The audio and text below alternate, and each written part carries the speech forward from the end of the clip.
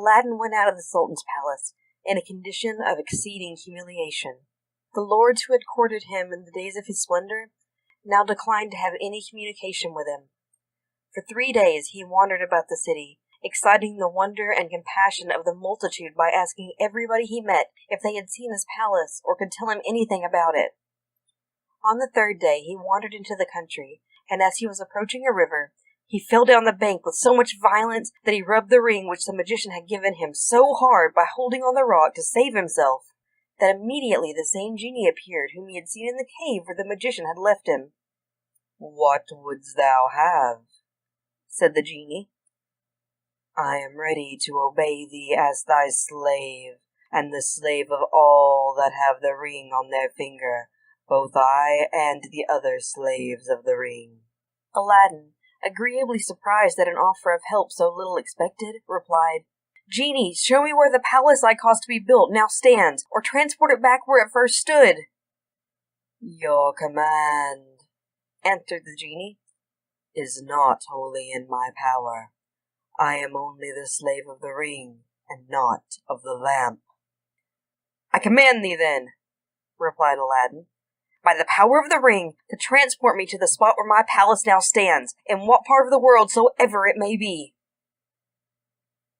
These words were no sooner out of his mouth than the genie transported him into Africa, to the midst of a large plain, where his palace stood, at no great distance from a city, and placing him exactly under the window of the princess's apartment, left him. Now it so happened that shortly after Aladdin had been transported by the slave of the ring to the neighborhood of his palace, that one of the attendants of the Princess Buddir al-Buddoor, looking through the window, perceived him and instantly told her mistress. The princess, who could not believe the joyful tidings, hastened herself to the window, and seeing Aladdin, immediately opened it. The noise of opening the window made Aladdin turn his head that way, and perceiving the princess, he saluted her with an air that expressed his joy. "To lose no time," she said to him, "I have sent to have the private door open for you. Enter and come up." The private door, which was just under the princess's apartment, was soon opened, and Aladdin conducted up into the chamber. It is impossible to express the joy of both at seeing each other after so cruel a separation. After embracing and shedding tears of joy, they sat down, and Aladdin said, "I beg of you, princess, to tell me what has become of an old lamp which stood upon a shelf in my robing chamber." "Alas," answered the princess, "I was afraid our misfortune might be owing to that lamp, and what grieves me the most is, I have been the cause of it.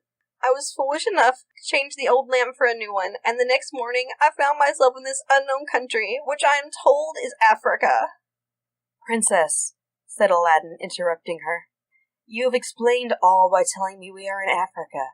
I desire you only to tell me if you know where the old lamp now is." "The African magician carries it carefully wrapped in his bosom," said the princess, "and this I can assure you, because he pulled it out before me and showed it to me in triumph."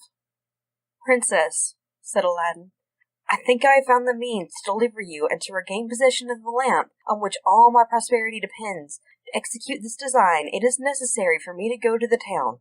I shall return by noon, and will then tell you what must be done by you to ensure success. In the meantime, I shall disguise myself, and beg that the private door may be opened on the first knock." When Aladdin was out of the palace, he looked round him on all sides, and perceiving a peasant going into the country, hastened after him, and when he had overtaken him, made a proposal to him to change clothes, which the man agreed to. When they had made the exchange, the countryman went about his business, and Aladdin entered the neighboring city. After traversing several streets, he came to that part of town where the merchants and artisans had their particular streets according to their trades. He went into that of the druggist, and entering one of the largest and best furnished shops, asked the druggist if he had a certain powder which he named.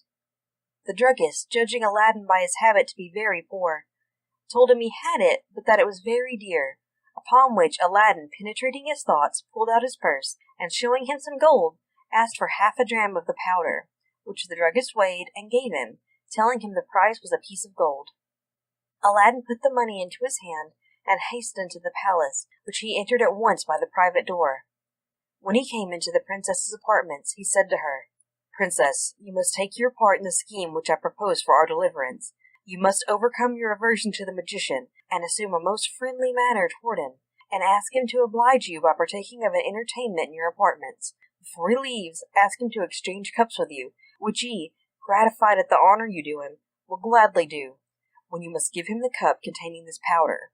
On drinking it, he will fall instantly asleep, and we will obtain the lamp, whose slaves do our bidding, and restore us and the palace to the capital of China."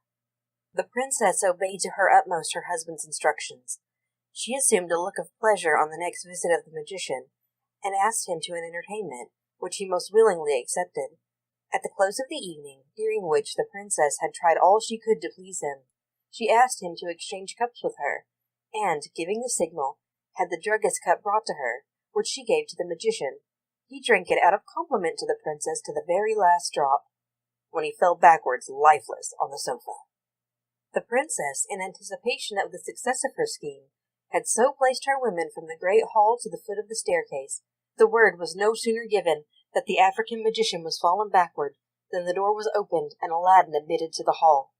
The princess rose from her seat and ran, overjoyed, to embrace him, but he stopped her and said, "Princess, retire to your apartment and let me be left alone, while I endeavor to transport you back to China as speedily as you were brought from thence." When the princess, her women, and the slaves were gone out of the hall, Aladdin shut the door, and going directly to the dead body of the magician, opened his vest and took out the lamp, which was carefully wrapped up, and rubbing it, the genie immediately appeared. "Genie," said Aladdin, "I command thee to transport the palace instantly to the place from whence it was brought hither." The genie bowed his head in token of obedience and disappeared.